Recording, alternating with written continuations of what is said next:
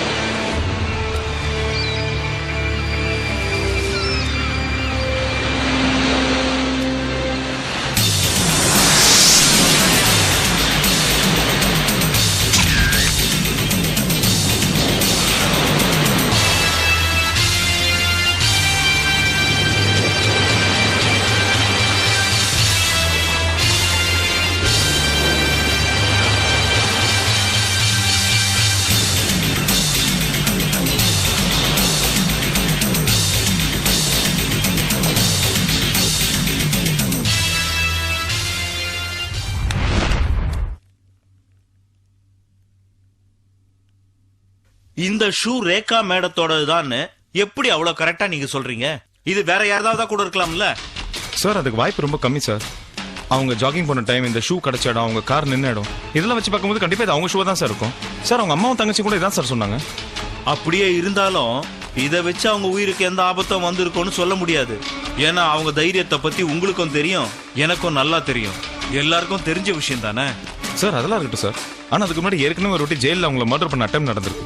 அந்த அட்டம் ஃபெயிலியர் ஆனதுனால சம்மந்தப்பட்டவங்க மறுபடியும் அட்டம் பண்ணிருப்பாங்கன்னு பயமா இருக்கு சார்.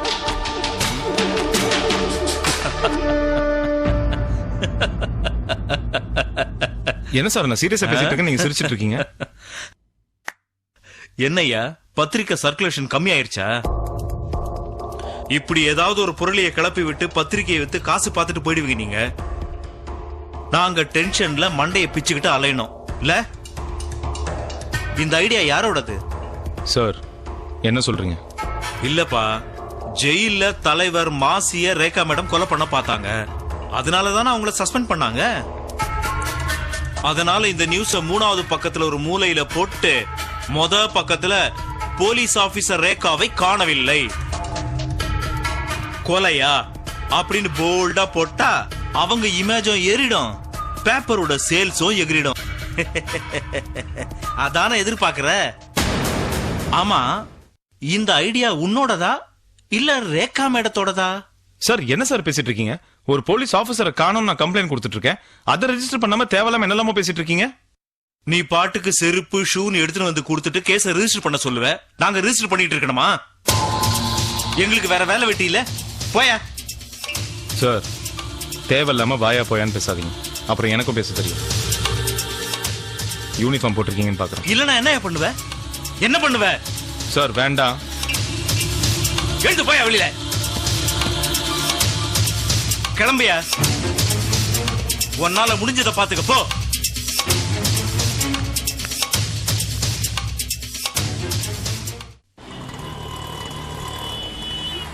சார் காலையில ஜாக்கிங் போயிட்டு வரேன்னு சொல்லிட்டு போன ரேகா இன்னும் வீடு வந்து சேரல சார். என்ன ஆச்சுன்னு தெரியல. எங்களுக்கு எல்லாமே அவதான் சார்.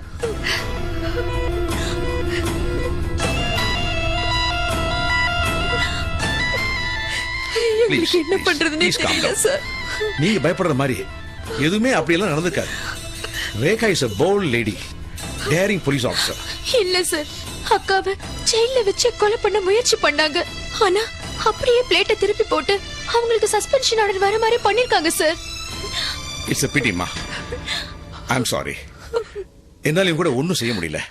ஏன்னா எல்லா எவிடன்ஸும் அவங்க எகெயின்ஸ்டா இருந்தது. சார் நேர்மையா இருக்கணும், நேர்மையா இருக்கணும்னு அவ இந்த வேலையில நிறைய எதிரிகளை சம்பாதிச்சுட்டா சார். அதுதான் சார் அவ கண்ட பலன். மா நீங்க கவலைப்படாதீங்க. ரேகாவை கண்டுபிடிக்கிறதுக்கு என்னென்ன ஸ்டெப்ஸ் எடுக்கணுமோ அது எல்லாத்தையுமே நான் பாத்துக்கிறேன். Please don't worry about it.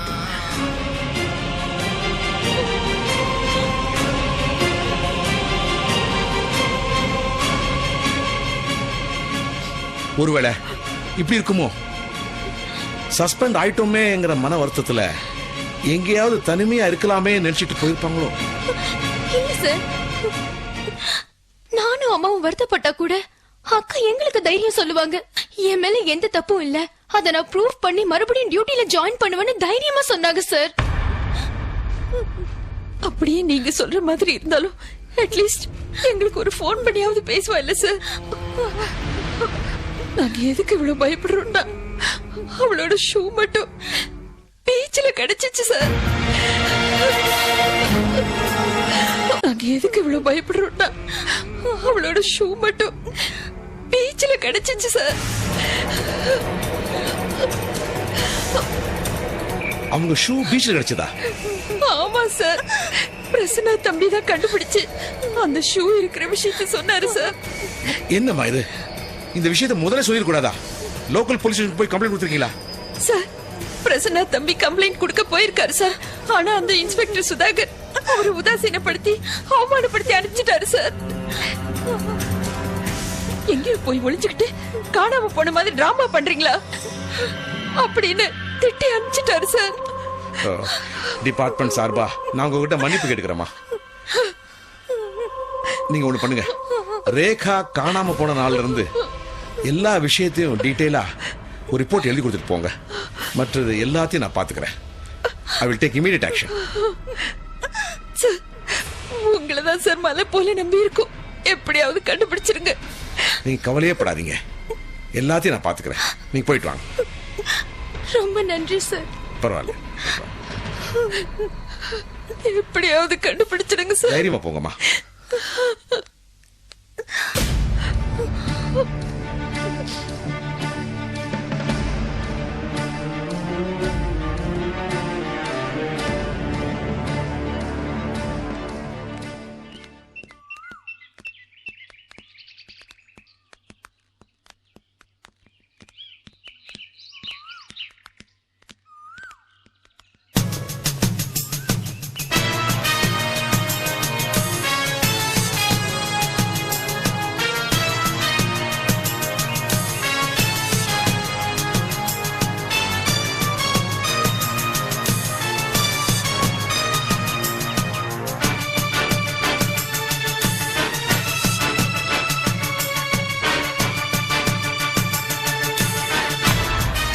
என்ன இந்த பக்கம்?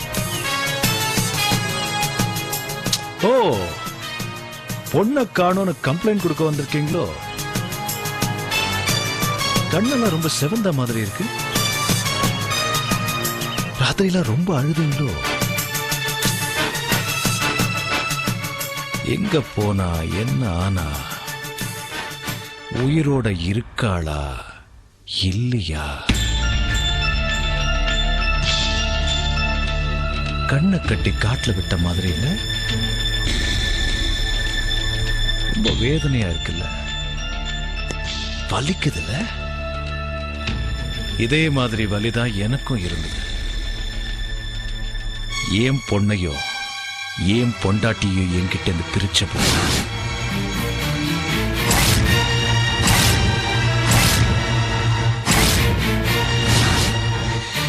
கமிஷனர்கிட்ட கம்ப்ளைண்ட் கொடுத்துருக்கீங்கல்ல?